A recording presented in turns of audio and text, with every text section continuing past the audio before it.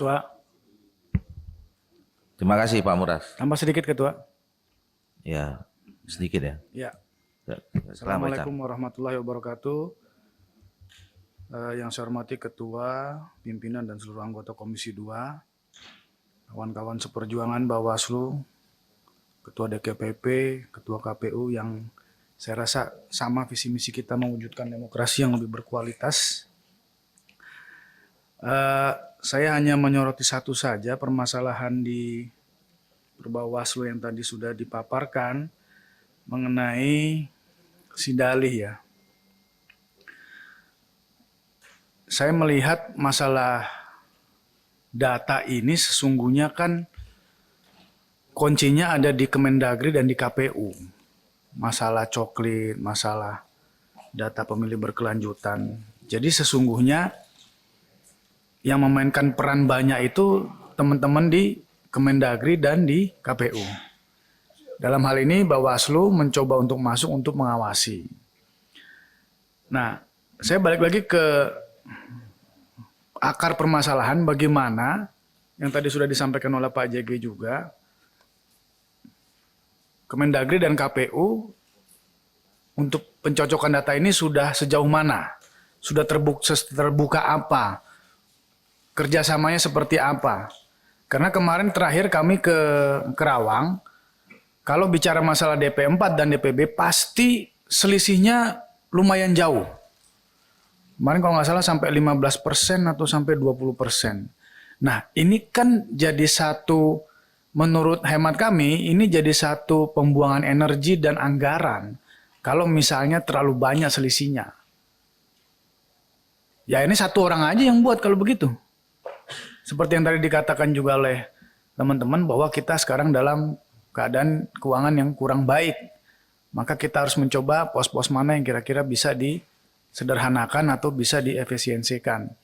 Nah kemudian masuklah Perbawaslu ini, ya gitu Pak Bagja, mau coba istilahnya ikut mengawasi ya, supaya dapat akses gitu, supaya ini bisa lebih baik. Nah jangan sampai kemudian gara-gara Perbawaslu ini banyak lagi uang keluar nih.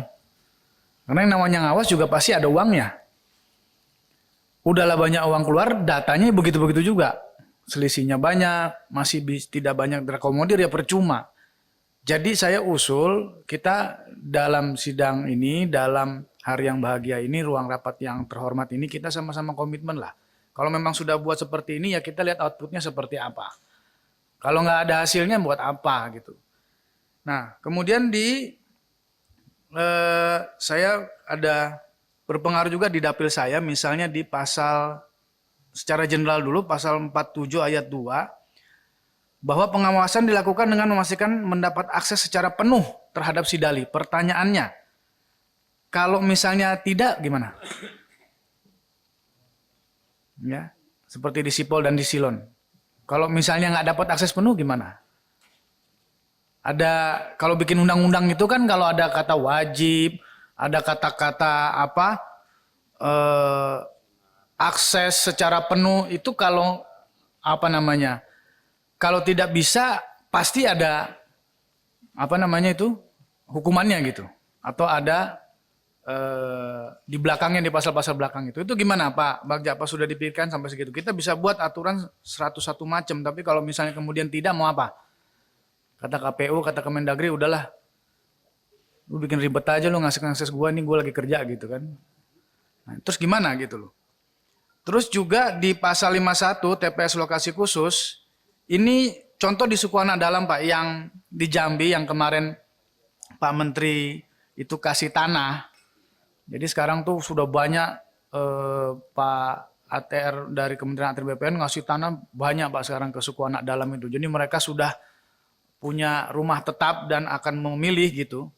Pertanyaannya ini kan akan mungkin jadi TPS alokasi khusus. Bagaimana Bawaslu melihat dalam konteks ini yang tinggal di lokasi jauh dari pusat desa, ya, yang menjadi lokasi TPS, apakah masuk kategori lokasi khusus atau dibentuk TPS khusus? Itu juga perlu jadi perhatian teman-teman semua. Terus yang terakhir masalah pencalonan DPD, di mana masalah utama pengawasan pencalon DPD adalah KPU tidak memberikan akses silon selama ini secara full kepada Bawaslu. Ya, dengan tidak bisa dibukanya akses membuka KTP elektronik dan dokumen F1 dan lampiran dalam silon. Bagaimana Bawaslu kemudian, apakah dengan Perbawaslu yang baru ini bisa disepakati bersama sehingga bisa diakses secara penuh atau bagaimana? Intinya semua aturan kita bisa buat, semua konsensus kita bisa buat, tapi dalam perjalanannya, dalam prakteknya ini yang lebih penting daripada hanya sekedar ngobrol-ngobrol atau sekedar undang-undang aja atau Perbawaslu yang ditetapkan. Terima kasih pimpinan. Assalamualaikum warahmatullahi wabarakatuh. Assalamualaikum warahmatullahi. Pak Rahmat, terakhir ya. Ya oke lah. Yuk silakan Pak Rahmat. Terima kasih Ketua. Tapi kalau bisa fokus ke 3 ini loh. Iya. Ya jangan ke yang lain-lain. Kita sekarang temanya bahas soal 3 Perbawaslu. Silakan Pak. Terima kasih Ketua. Ketua, Wakil Ketua, Bapak Ibu anggota Komisi 2 yang kami hormati, Dirjen Polpum, Ketua dan anggota DKPP, Ketua serta anggota Bawaslu, Ketua serta anggota KPU yang kami muliakan. Apresiasi untuk Bawaslu yang sampai dengan hari ini tetap berkomitmen untuk menyelenggarakan tahapan pemilu dan pemilu sendiri itu dengan baik dan benar, dengan terbukti hari ini mengajukan revisi Perbawaslu. Tentunya tujuannya kan agar supaya pemilu ke depan ini memang dilaksanakan dengan baik dan benar, asas luber judil serta berintegritas dan kualitas. Kemudian beberapa bulan yang lalu juga sudah terbentuk Panwascam, termasuk mungkin dilanjutkan dengan pengawas di kelurahan dan desa. Nah, agar supaya peraturan-peraturan Bawaslu ini efektif dilaksanakan di lapangan, tentunya kita juga menginginkan para pengawas di lapangan juga itu baik di tingkat TPS, kelurahan desa, kecamatan, kabupaten dan provinsi, ini juga mempunyai komitmen yang sama dengan para komisioner, ketua atau anggota yang ada di pusat ini hari ini. Ya. Kemudian tadi kaitan dengan penegakan Kakkumdu ya, atau enggak penanganan masalah-masalah pelanggaran pemilu. Ini kan banyak cara sebetulnya dilakukan oleh Bawaslu. Salah satunya dengan penerimaan laporan. Nah, kadang-kadang ini yang kami alami adalah laporan. Laporan ini kadang-kadang belum diregistrasi tapi tidak diteruskan. Atau diregistrasi kemudian ditolak. Atau kalau bahasa hukumnya hari ini itu restorasi justice gitu ya.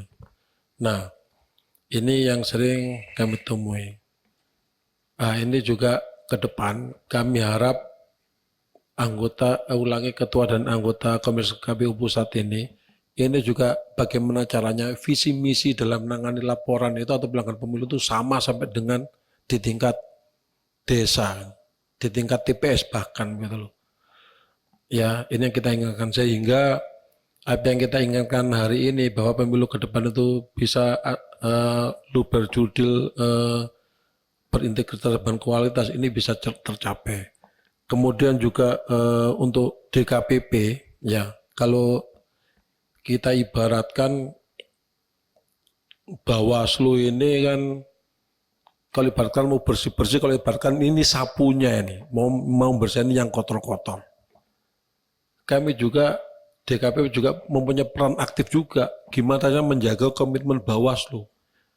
Memang orang-orang mempunyai integritas gitu. Artinya orang-orang punya komitmen. Ya, orang-orang yang memang memegang etika, kode etik. Tidak hanya perilakunya, sikapnya, kemudian ucapannya juga seperti itu. Nah, ini kami mendengar DKPP ini juga dalam menerima laporan ini juga kami mendengar juga masih ragu-ragu. Saya harap kalau menyangkut itu penyelenggara pemilu, mohon nggak usah ragu-ragu. Pak DKPP, Ketua DKPP.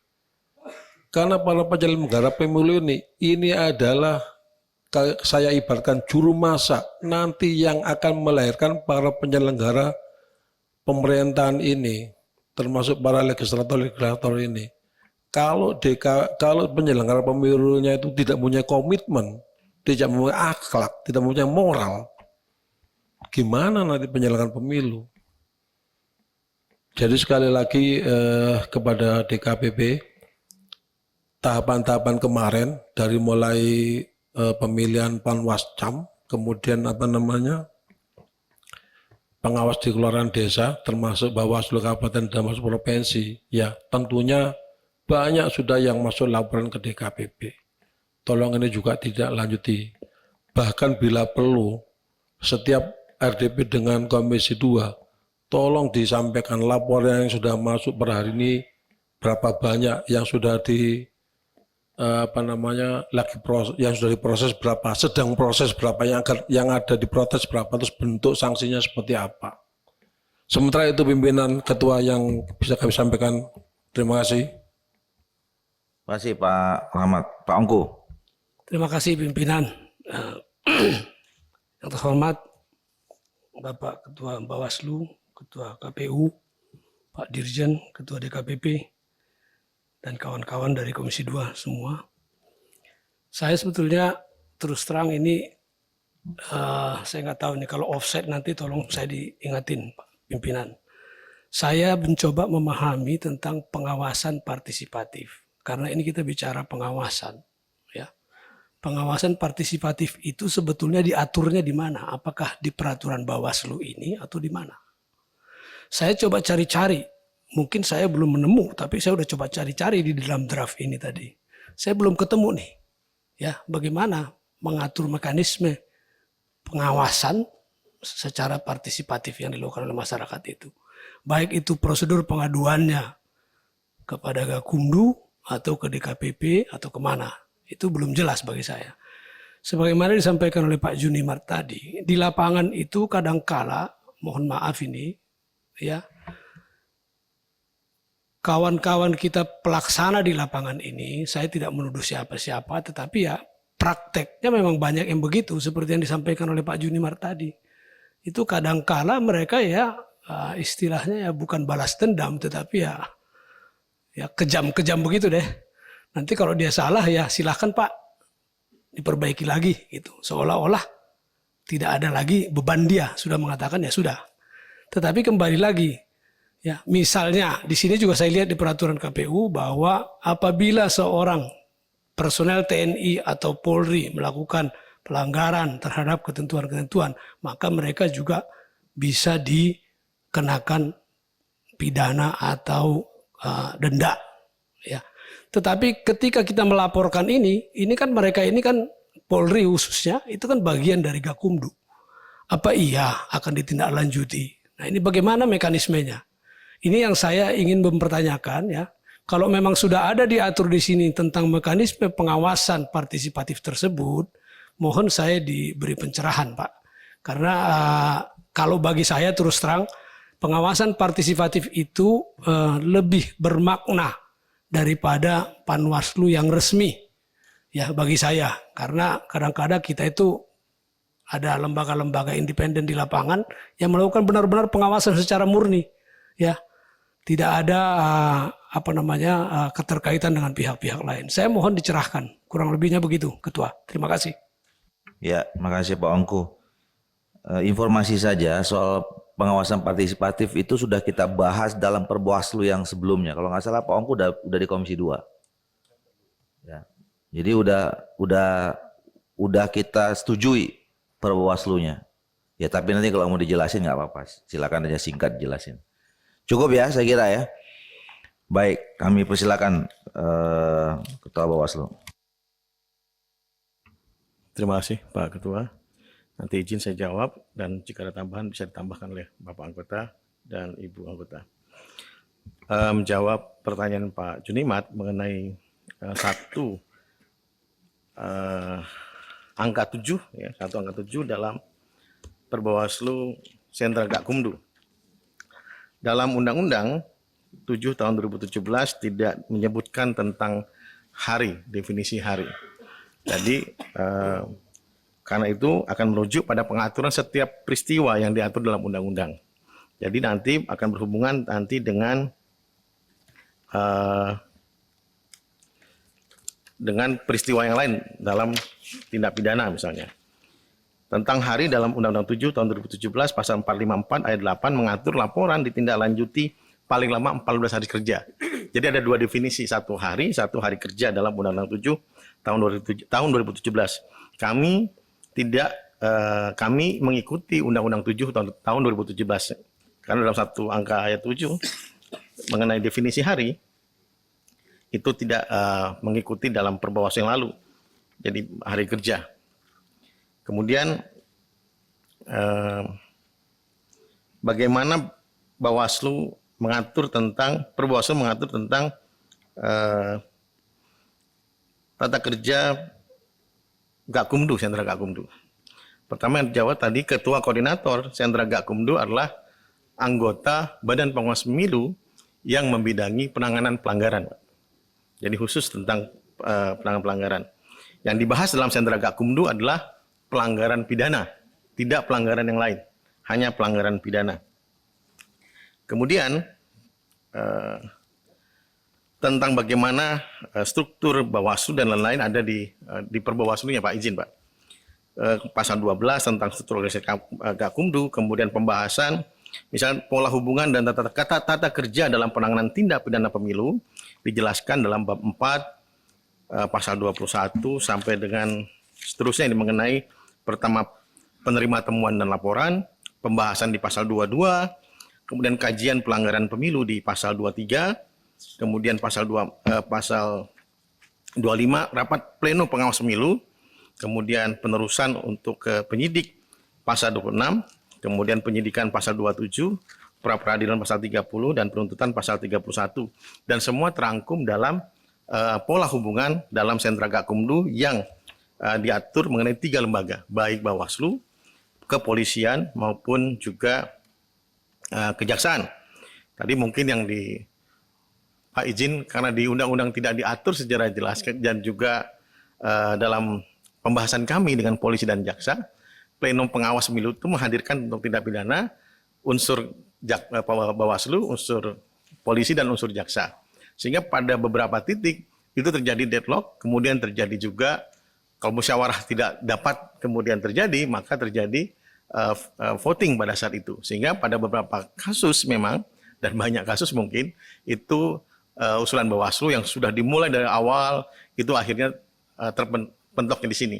Kami mau membahas itu dengan teman kepolisian dan jaksa, teman-teman kepolisian dan jaksa, kalau tidak diatur dalam Undang-Undang 7, maka tetap setuju dengan teman polisi dan jaksa, ini mengacunya pada Perbawaslu ini. Dan yang kita sepakati, karena sesuai juga dengan usul Pak Junimat, harus dibahas bersama polisi dan jaksa secara komprehensif yang disetujui oleh polisi dan jaksa. Demikian Pak. Karena tim yang ketemu adalah tim yang dikirim oleh Mabes Polri dan tim yang dikirim oleh Kejaksaan Agung Republik Indonesia. Kemudian mengenai pengiriman ini, kami sudah kirim Perbawaslu ini tanggal 17 Januari 2023 ini Pak, izin. Jadi sudah sampai di Sekretariat Komisi Pak. Kemudian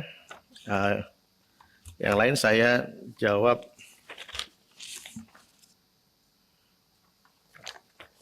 mengenai pasal 23 itu mungkin penulisannya Pak yang sudah di bold itu yang diubah. Yang semula atau pasal 22 yang semula dan menjadi. Jadi yang di bold itu yang diubah, yang kemudian yang tidak di bold itu yang tidak diubah. Mohon maaf jika kemudian ini agak membingungkan. Seharusnya juga bisa juga di titik-titik yang untuk 2 sampai 5-nya. Karena ini yang diubah, jadi kami ingin menyusun secara komprehensif, jadi dimasukkan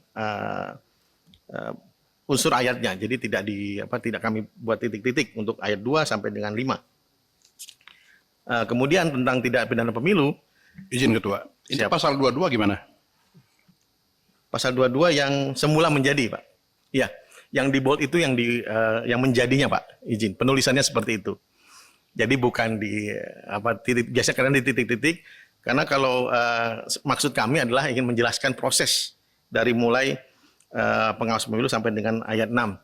Jika kemudian dari pasal 1 ke 6 kan jomplang. Jadi kemudian kalau kami rasa pada saat itu kita masukkan juga semuanya yang tidak diubah. Kemudian iya, nggak berubah Pak, nggak berubah. Jadi yang bold tetap, betul Pak. Mohon izin Pak. Kemudian tindak pidana pemilu. Ini pembahasan kami agak ramai mengenai ini Pak. Karena tidak ketemu, akhirnya dirumuskan bahwa tindak pidana pemilu adalah tindak pidana sebagaimana diatur dalam ketentuan pidana pemilu sesuai dengan undang-undang mengenai pemilu. Jadi tidak kemudian memberikan definisi khusus tentang itu. Jadi yang diatur itu dalam pasal 488 sampai dengan pasal 554. Hanya itu saja Pak. Jadi tidak lebih dari itu. Kemudian dari Pak Gaus tadi sudah dijawab. 23 ayat 2 tentang hari juga demikian, karena dalam undang-undang disebutkan hari kerja untuk pasal 23. Kemudian untuk sengaja digandakan, mungkin nanti Pak Toto yang bisa menjawab. Kemudian dari Pak Muras, Bacalek, Pak izin sosialisasi itu tidak mengenal pidana. Jadi larangan itu hanya masuk dalam kampanye. Jadi yang dipidana itu masuk dalam 75 hari kampanye. Jadi pada saat ini tidak dipidana, kecuali Pak mungkin berbahasan dengan ketentuan peraturan perundang-undangan lainnya. Misalnya dalam media sosial menyerang unsur SARA dan lain-lain, itu akan diproses dengan undang-undang ITE, bukan undang-undang pemilu. Karena jelas dalam sosialisasi PKPU nomor 33 bahwa pelanggaran dalam sosialisasi adalah pelanggaran administrasi, bukan pelanggaran pidana. Kemudian politik uang juga termasuk larangan kampanye Pak. Namun jangan sampai juga politik uang digunakan dalam sosialisasi, kami mohon demikian, karena akan jadi persoalan ke depan. Karena kalau kemudian sudah dimulai dengan politik uang dan lain-lain, maka di masa kampanye akan sangat berlebihan nanti politik uangnya, dan itu tidak sesuai dengan semangat bahwa kampanye ini adalah sesuai dengan peraturan perundang-undangan. Kemudian Interupsi Ketua. ya, Interupsi Pak Ketua. ya. Saya ingin tahu bagaimana penafsiran dari Bawaslu atau KPU dengan pasal 515 tadi Pak, Undang-Undang 7.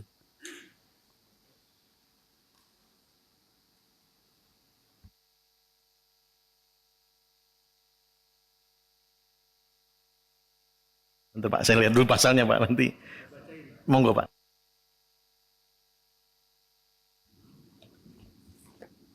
Pasal 515.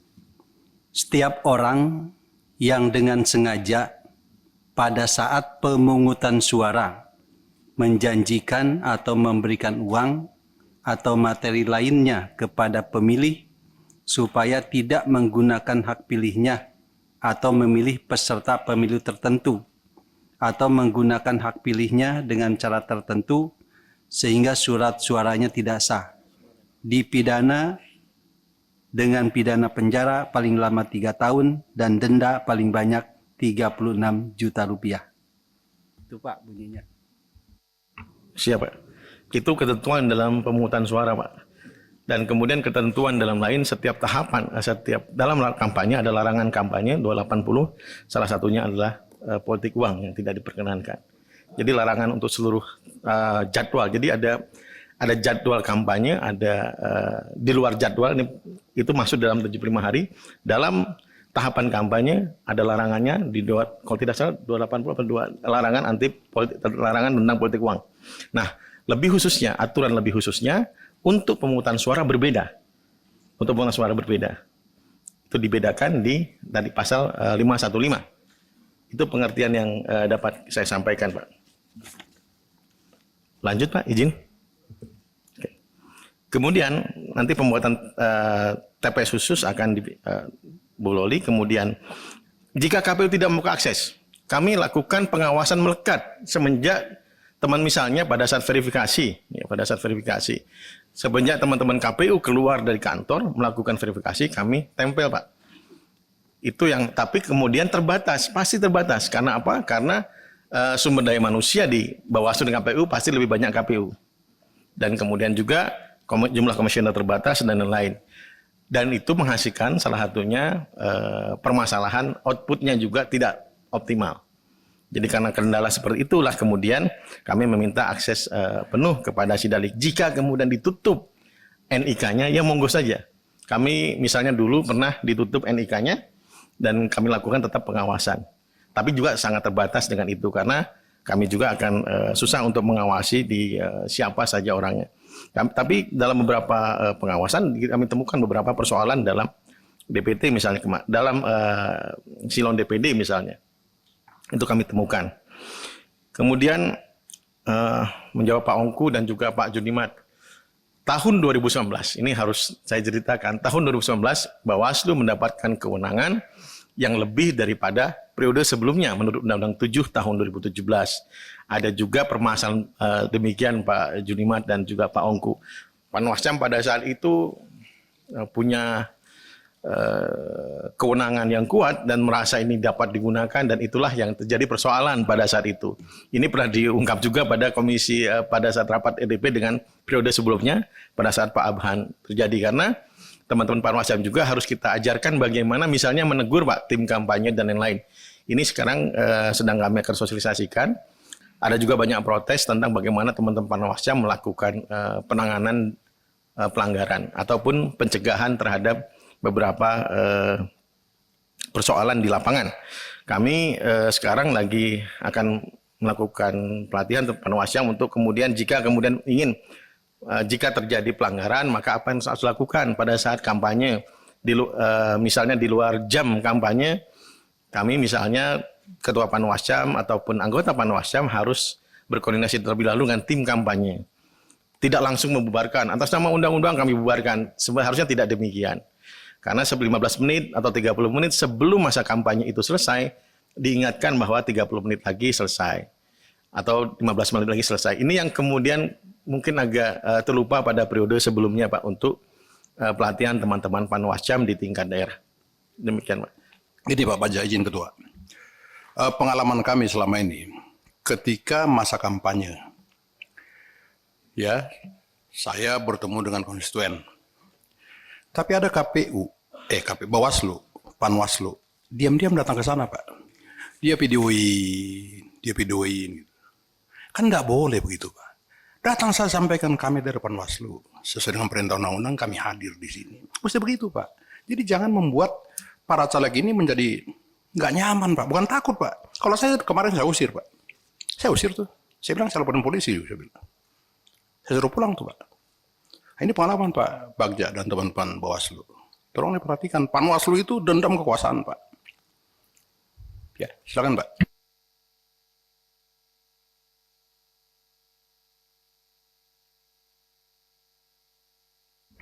Ya, terima kasih. Mohon maaf, pimpinan.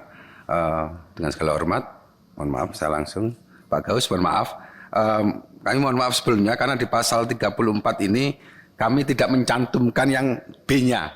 Jadi kalau sudah ditetapkan, maka di 34B, itu KPU akan mencoret. Tadi kalau sudah ditetapkan, lalu terbukti ayat 2 dan ayat 5, maka nanti akan dicoret. Itu di pasal B-nya. Mohon maaf, kami tidak tuangkan, ini hanya di pasal A-nya saja. Padahal itu ada kelanjutannya di pasal 34 huruf B yang berbunyi KPU menyatakan tidak memenuhi syarat dan mencoret nama calon dari DCT jika terdapat calon anggota DPD sebagaimana dimaksud dalam huruf A dengan cara mencoret calon yang bersangkutan dalam DCT. 2. Menyusun berita acara dan menetapkan perubahan keputusan penetapan DCT anggota DPD. C. Pencoretan nama calon dalam keputusan tidak mengubah susunan nomor urut calon di dalam DCT. Mohon maaf, itu Pak Gaus. Jadi sudah ditetapkan di B-nya, tapi mohon maaf di draft ini tidak kami susun yang B-nya. Terima kasih. Yang dengan sengaja ya. Teh Loli, TPS khusus mungkin. Terima kasih merespon berkenaan dengan pengawasan penyusunan daftar pemilih di lokasi khusus. untuk suku anak dalam misalnya, untuk keseluruhan dulu, Bawaslu sudah merekomendasikan 3.189 lokasi khusus kepada KPU di seluruh Indonesia yang kemudian masuk dari usulan-usulan dari teman-teman Bawaslu di bawah. Nah, untuk suku anak dalam Jambi sendiri, problem yang kami temui saat kami datang ke sana adalah mereka memang menyampaikan harus jalan ke TPS itu jauh sekali karena TPS adanya di perkampungan yang dekat hutan, sehingga mereka harus jalan 3 hari, paling dekat 18 kilo. Nah, ini kemudian Bawaslu menyikapi hal ini juga mengusulkan kepada KPU untuk ke depan ada lokasi khusus TPS di suku anak dalam, sehingga memudahkan mereka untuk bisa menunaikan hak pilihnya. Itu untuk lokasi khusus. Berkenaan pertanyaan Pak Junimar tadi di awal berkenaan dengan bagaimana mengawasi sidalih, data pemilih dan lain sebagainya. Mohon maaf kalau dalam penjelasan awal kami tidak cukup menjelaskan bahwa sesungguhnya di Perbawaslu ini ada 11 pasal yang itu berkenaan dengan isu krusial, utamanya adalah berkenaan dengan bagaimana Bawaslu bisa memperoleh akses terhadap data, daftar pemilih, sehingga memang kualitas pengawasan Bawaslu bisa cukup kuat untuk hadirnya DPT yang memang terjaga. Itu yang bisa kami sampaikan. Perubahan-perubahan itu sudah ada di pasal 2 dan 3 untuk akses Bawaslu mendapatkan daftar pemilih. Lalu pada pasal 47 sampai 50 untuk bagaimana kami bisa mengawasi sidalih secara penuh. Dan di pasal 4 berkenaan tata cara pengawasan, serta pasal di 51 untuk pengawasan di lokasi khusus. Seperti itu, terima kasih. Ya, terima kasih Bu Lodi untuk menambahkan Pak Gaus, Pak. Izin, putusan pengadilan yang telah berlaku tetap ini itu pelanggaran larangan kampanye dan juga pelanggaran mengenai data dan dokumen dalam proses pemilu. Sehingga kami pasti punya hubungan dengan pengadilan. Kapan putusan ini berkekuatan hukum tetap. Jadi pasti nanti dari sentra Gakumdu, karena ini pasti dari sentra Gakumdu, Pak, pasti ada informasi dari pengadilan dan kami harus juga memantau sampai putusan pengadilan itu berkekuatan hukum tetap. Berkekuatan hukum tetap 14 hari tidak diajukan pidana itu untuk pidana pemilu, putusan ingkrah itu pada saat pengadilan tinggi. Pengadilan tinggi atau 14 hari semenjak tidak diajukan banding kepada PT maka dianggap ingkrah, Pak, berkekuatan hukum tetap. Demikian, Pak. Terus pimpinan, ya berkaitan apa yang dijawab, pertanyaan saya, kalau sudah mempunyai kekuatan hukum tetap itu nggak ada masalah. Yang jadi persoalan adalah manakala melewati batas waktu yang ditentukan, ternyata putusan pengadilan yang belum mempunyai kekuatan hukum tetap bagaimana? Jangan ini jadi ranah politik juga bagi kawan-kawan dan lain sebagainya, sehingga ini dimainkan. Jadi artinya adalah kalau memang belum mempunyai kekuatan hukum tetap sebelum hari H akan dijatuhkan, berarti yang bersangkutan berhak untuk menjadi calon. Ini kepastiannya. Jangan jadi bola liar nanti. Karena ini tegas dinyatakan. Artinya sikap Bawaslu harus dalam rangka memantau KPU terhadap narasi-narasi yang disampaikan oleh KPU ini. Satu, ya.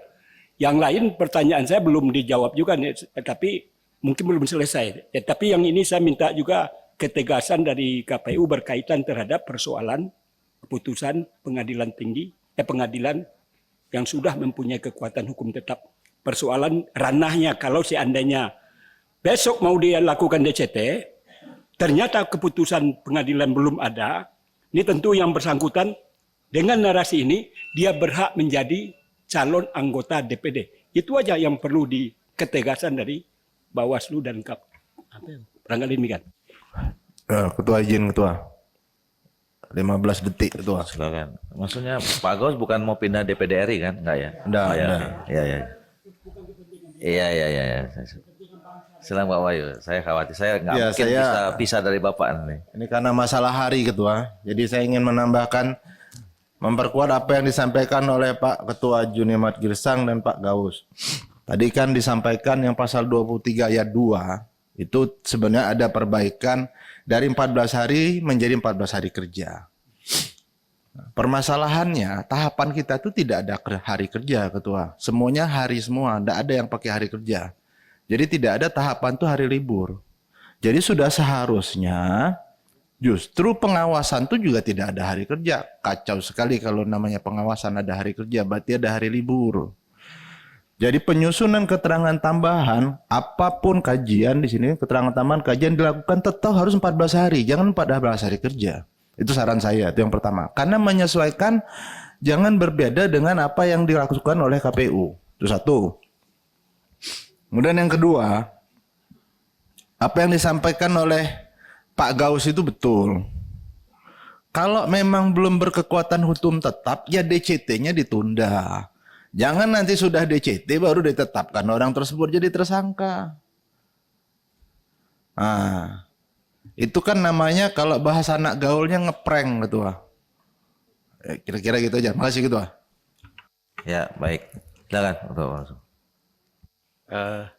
Izin Pak Gaus, kami memastikan karena bahasanya adalah telah terbukti melakukan perbuatan pidana pemalsuan dokumen atau penggunaan dokumen palsu berdasarkan putusan pengadilan yang telah berkontrol sebelum DCT anggota DPD ditetapkan. Jadi setelah ya tidak bisa Pak, kan daluarsa berarti. Menurut pidana, ketentuan hukum pidana daluarsa karena di luar. Karena sebelum DCT ditetapkan harus sudah ada inkrah. Kalau sesudah ya itu daluarsa. Kami berpendapat demikian Pak. Pimpinan pernyataan itu yang penting Ketua, supaya didengar oleh, jangan nanti ini menjadi debatable, jadi komoditi politik bagi orang-orang untuk menganulir. Baik, oke. Ya, sama izin Pak Wahyu, karena di undang-undang sebutannya hari kerja Pak Wahyu untuk pasal 454 dalam pasal 23 ayat ini. Kalau tugas pengawas Pak Wahyu pasti Pak Wahyu tahu, pasti dalam semua hari kami untuk mengawasi, contohnya masalah DPD kemarin, hari kalender pun tetap kami awasi Pak Wahyu. Nah, Izin. coba kita cek dulu dengan KPU sekarang. Tahapan itu 75 hari kerja atau 75 hari kalender? Kampanye. Silakan. Izin pimpinan, dalam pelaksanaan tahapan pemilu, hari dalam pandangan KPU itu adalah hari kalender ya untuk pelaksanaan tahapan. Terima kasih. Ini merujuk pada diantaranya soal kesempatan orang gugatan perselisihan hasil pemilu ke MK, itu kesempatannya 3 kali 24 jam. Terima kasih. Iya. Jadi memang di Undang-Undang Nomor 7 Tahun 2017 ini, pasal 454 itu, memang ini agak membuat kita confuse karena hari dan hari kerja itu berbeda. Dijelaskan hari dan hari, enggak, ada hari, ada pakai hari kerja. Padahal dua-duanya sama-sama 7 hari. Enggak ada. Nih, jadi pasal 7, ayat 7 itu dijelaskan untuk KPU itu cuma 7 hari saja. Tapi kalau untuk Bawaslu disebut 14 hari kerja, yang sama-sama dua-duanya ini 14 hari, 7 hari gitu. Nah, makanya teman-teman di Bawaslu tadi menjelaskan yang penjelasan hari adalah hari kerja itu dihapus karena mereka sesuaikan dengan undang-undang gitu loh. Nah, jadi nanti kita koreksi lah nanti. Kenapa saya juga nggak paham dulu kenapa bisa ada 7 hari dan 7 hari kerja yang sama definisinya gitu. Izin Ketua, itulah, bagaimana kalau begini aja Ketua, lebih bagus mewakil pemerintah ada revisi aja undang-undangnya sekalian Ketua. Oh iya kan memang kan sudah kalau Komisi 2 dari awal kita revisi undang-undangan. Baik Bapak Ibu sekalian, karena Ada yang belum dijawab Ketua. oh mana lagi Pak? Pasal 8 belum dijawab. Kemudian pasal 1 ayat 20, pasal 1 nomor 27 juga belum dijawab. Saya bantu. Halaman 3. Tadi udah jawab Pak Kagum. Data yang sengaja ini belum dijawab. Saya perhatikan ya. Atau data yang sengaja digandakan Mana ada para caleg itu mengaku bahwa data itu sengaja digandakan. Kalimat sengaja kan ada rekayasa, ada keinginan dan lain sebagainya. Bagaimana kalau dia mengatakan saya tidak sengaja nih? Ya, ya. Seperti kan sudah saya ilustrasikan dari KTP, sana ada, sini juga, dan lain sebagainya. Kemudian pasal 1 nomor 27. Padahal itu sekonyong-konyong datang. Kok ada perbaikan, ada apa, kan gitu. Ya, silakan. Satu lagi Ketua, interupsi aja. Mengingatkan Bawaslu. Boleh? Ya, ada kaitan dengan 3 ini. Ya. Oke, ya. Jadi dulu kan pernah dibahas juga setelah hitungan dari TPS itu sudah ada, kemudian hari itu juga harus ditempelkan di balai desa oleh kepala desa. Nah, ini banyak Panwas Cam maupun PKL ya. Panwas Kelurahan Desa. Ya, pengawas desa itu loh pokoknya. Itu yang nggak ngeh. Ini harus disosialisasikan. Syukur-syukur diberi highlight begitulah di peraturan itu. Kalau belum dimasukkan. Makasih. Ya. Pak Toha ini sedang gemar urusan desa. Nah, jadi silakan.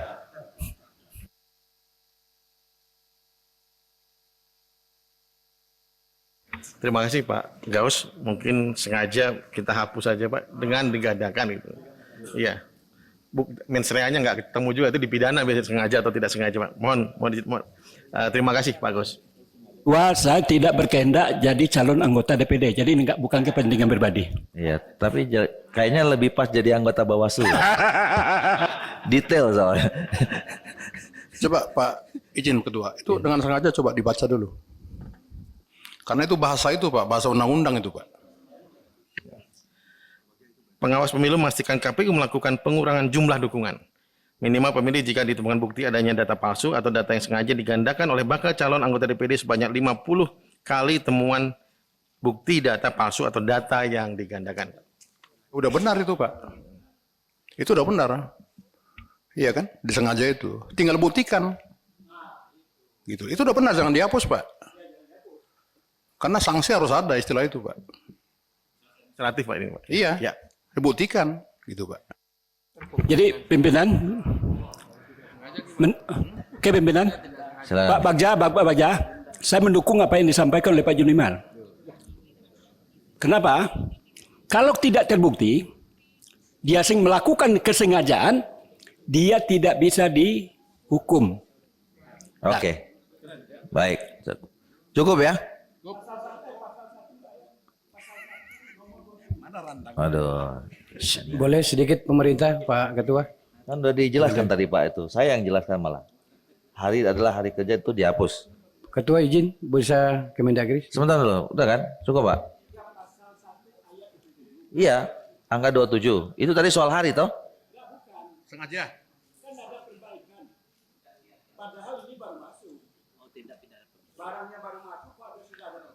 Ya, coba. Silakan. Jadi karena ketentuan hari menjadi persoalan, maka dikembalikan ke undang-undang Pak. Itu kenapa kemudian ditambahkan antara hari dan hari kerja. Kemarin masalah hari kerja yang dibahas oleh Pak Junimat, masalah 2 hari dan 1 hari kita perbaiki, dan juga akhirnya harus melihat pasal 1 angka 27. Bahwa kita mengatur di perbawasan tentang hari, disebut hari kerja. Padahal tidak semua pengawasan itu di hari kerja Pak. Harus juga di hari kalender.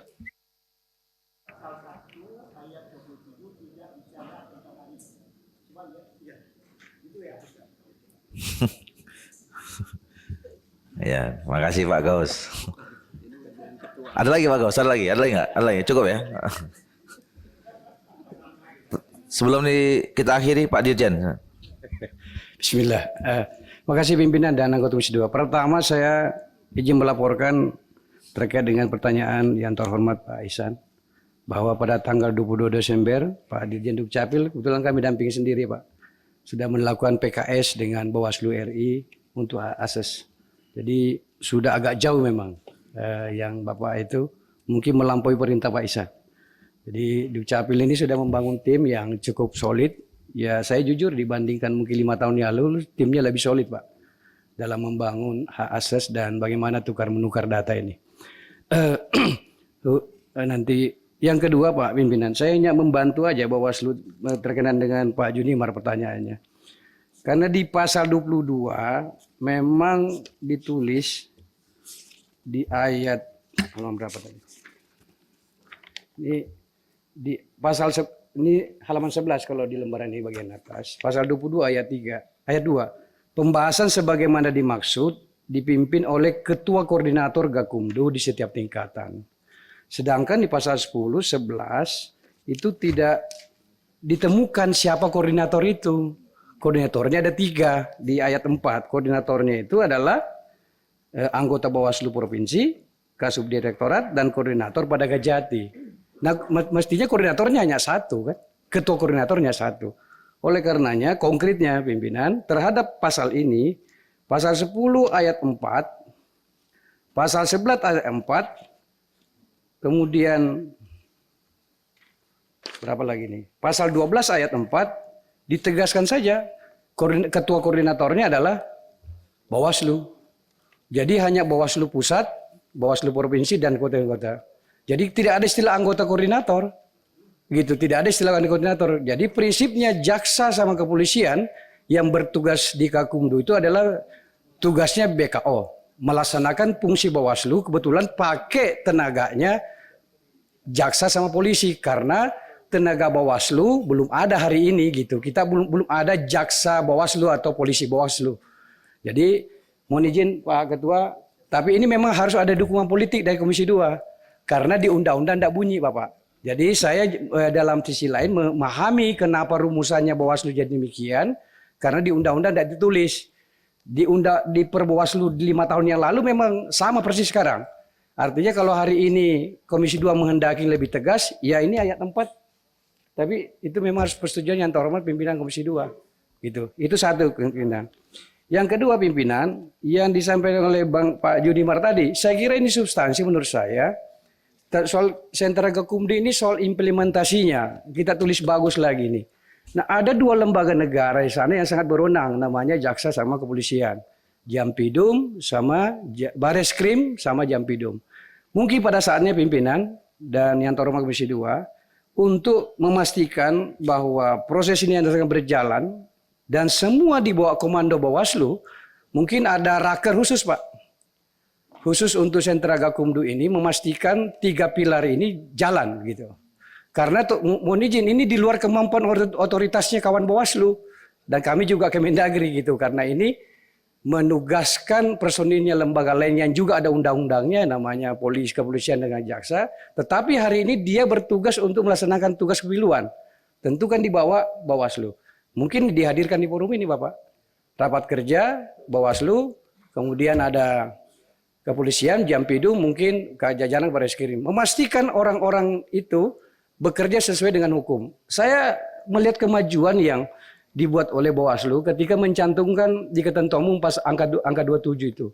Bahwa tidak ada lagi pidana lain selain diatur di undang pemilu. Jadi kita tidak boleh membuat hukum pidana baru selain diatur undang pemilu. Maka ini inisiatifnya Bawaslu ini bagus sekali pimpinan. Yang terakhir pimpinan, sebelum pimpinan menyetop saya, khusus luar negeri pimpinan. Khusus luar negeri terus terang di luar jangkauan Kementerian Dalam Negeri karena kami memang bertugasnya hanya di kampung-kampung saja pimpinan. Jadi pada saatnya memang juga harus diajak. Kami sudah bicarakan di tingkat Kemenko Polhukam. Saya juga hadir di teman-teman Bawaslu dengan penyelenggara pemilu lainnya dipimpin oleh Pak Menko. Ini memang satu isu yang harus kita bicarakan. Catatannya adalah kurang lebih diaspora itu mungkin 8-9 juta orang di luar negeri. Boleh dicek lagi mungkin, mohon maaf kalau data saya ini salah, tapi catatannya informal itu adalah kurang lebih 8-9 juta orang diaspora Indonesia luar negeri. Tapi Bapak Ibu perhatikan, DP4 yang diserahkan oleh pemerintah untuk pada KPU itu kan hanya lebih 2 juta. 1,8 juta. Artinya ada selisih. Ketika ada selisih itu, apa yang dinyatakan oleh Pak Junimar tadi, itu pasti terjadi. Jadi memang diaspora kita ini pencatatannya ini masih ada persoalan. Dan terus terang ini memang yang mungkin juga harus kunjungan kerja ke luar negeri Pak KPU. Bersama Komisi 2 DPR RI mengecek ini. Keliling dunia. Ya mohon izin, saya tidak menjangkau ke luar negeri tapi saya mengusulkan boleh pimpinan. Saya kira pimpinan kami mohon izin dengan segala hormat dengan yang kami laporkan, mohon izin kalau ada kesalahan, tapi niat kami adalah bagaimana yang dimaksud oleh Pak Wakil Ketua seluruh pimpinan anggota Komisi 2 tadi itu memastikan bahwa jalannya kita ini dalam tingkat alimentasi bisa terlaksana dengan baik. Demikian, terima kasih. Assalamualaikum warahmatullahi wabarakatuh. Assalamualaikum warahmatullahi wabarakatuh. Cocok tuh jadi ketua Bawaslu itu ketua. Jadi enggak, jadi dengan cara menjelaskan tentang diaspora itu sebenarnya sudah sangat pantas kemarin jadi pejabat gubernur DKI sebenarnya. Ya. Iya. Kemenangan yang tertunda. Ya. Ketua mengoreksi satu lagi, Ketua. Mengoreksi satu lagi. Ya. Di Undang-Undang Nomor 7 2017 ya. Pasal 280 ayat 1 huruf H, larangan kampanye di tempat ibadah, tempat kerja dan fasilitas pemerintah itu di ayat 4-nya bukan pidana. Akan tetapi ketika kita melihat pasal 521, pelanggaran ketentuan pasal 20 ayat 1 itu ancaman pidana. Ya. Jadi pasal 521 bertentangan dengan pasal 280 ayat 4. Ini perlu diluruskan, jangan sampai satu undang-undang beda ancaman hukumannya. Terima kasih. Iya. Ya itu di undang-undang kan. Kita ya nanti kan pasti sudah ditafsirkan di dalam Perbawaslu itu. Terima kasih Pak Toha. Baik Bapak Ibu sekalian, pertama saya kira tadi kita setuju saja ya karena memang belum diatur dalam undang-undang, tidak ada yang mengatur secara spesifik soal itu. Tadi soal pasal berapa tuh? Pasal sekian yang ayat 4 tentang koordinator itu kita putuskan saja memang karena memang ini ranahnya bicara tentang pemilu, semua orang yang terlibat itu adalah soal kepemiluan. Jadi tidak ada aturan hukum yang berlaku di sini kecuali yang berkaitan dengan soal pemilu ya. Jadi ditegaskan saja di situ bahwa koordinatornya adalah Bawaslu. Nah, tentu kita akan bisa mengundang pihak terkait tadi ya dari kepolisian dan kemudian kejaksaan setelah memang ini kita sepakati untuk diundangkan nanti untuk koordinasi lebih lanjut. Nah, nanti kami akan koordinasi dengan pimpinan DPR karena ini kan lintas komisi ya. Nanti kita cari mekanisme yang memungkinkan untuk mengundang ketua perwakilan institusi itu berkaitan dengan soal koordinasi masalah Gakumdu gitu ya. Jadi ini catatan kita saja. Nanti sekretariat coba nanti diatur kapan kita melakukan koordinasi, nanti dengan mekanisme forum seperti apa nanti kita coba bicarakan dengan pimpinan DPR. Bapak Ibu sekalian, saya kira kita bisa sampai kepada kesimpulan. Interupsi Ketua sedikit, satu aja, hanya menegaskan saja. Sesuai dengan yang disampaikan Ketua tadi bahwa kita sepakati aja bahwa koordinator itu hanya Bawaslu. Artinya yang dua yang di bawahnya tidak ikut di situ, masuk di butir berikutnya begitu. Kalau di sini kan koordinator Gakumdu sebagaimana maksud pada ayat 1 huruf C dijabat oleh ABC. Kalau kita bicara koordinator adalah Bawaslu, maka BC-nya nggak ada. Iya, nanti disesuaikan aja. Makasih. Ya. Itu kami harus ketemu Mabes Polri dan juga Kejaksaan Agung juga. Loh, maksudnya kalau nggak diatur dikasih ke Dirjen Polpum aja koordinatornya ketua. Nah maksudnya koordinasi ngapain? Nggak usah. Pokoknya ini kita putuskan. Nanti kasih tahu sama mereka koordinasinya baru di sini nanti kita undang gitu. Jangan konsultasi ke sana. Nanti itu melanggar undang-undang itu. Gitu. Cukup ya. Baik Bapak Ibu sekalian. Saya kira kita bisa sampai kepada kesimpulan. Komisi 2 DPR RI secara bersama dengan Kementerian Dalam Negeri, Komisi Pemilihan Umum Republik Indonesia, Badan Pengawas Pemilihan Umum Republik Indonesia, dan Dewan Kehormatan Penyelenggara Pemilihan Umum Republik Indonesia menyetujui rancangan peraturan Badan Pengawas Pemilihan Umum atau Perbawaslu sebagai berikut. 1. Rancangan peraturan Badan Pengawasan Pemilihan Umum Republik Indonesia tentang Sentra Penegakan Hukum Terpadu Pemilihan Umum. 2. Rancangan peraturan Badan Pengawasan Pemilu Republik Indonesia tentang pengawasan pemutakhiran data dan penyusunan daftar pemilih dalam pemilihan umum. 3. Rancangan Peraturan Badan Pengawas Pemilihan Umum Republik Indonesia tentang perubahan atas Peraturan Badan Pengawas Pemilihan Umum Nomor 16 Tahun 2018 tentang pengawasan pencalonan perseorangan peserta pemilihan umum anggota Dewan Perwakilan Daerah. Tentu dengan memperhatikan saran dan masukan dari anggota Komisi DPR RI, Kementerian Dalam Negeri, KPU RI, dan DKPR RI. Setuju? Setuju ya? Baik. Iya. Setelah tadi kita sudah sepakat kesimpulan rapat kerja kita pada hari ini, maka saya kira kita bisa mengakhiri rapat kerja dan rapat dengar pendapat hari ini, karena Komisi 2 DPR RI dengan Kementerian Dalam Negeri, KPU, Bawaslu, dan DKPP. Dengan mengucapkan alhamdulillahirabbil alamin, maka rapat ini saya nyatakan resmi ditutup. Terima kasih, selamat sore, salam sejahtera bagi kita semua. Bila taufiq hidayah, assalamualaikum warahmatullahi wabarakatuh.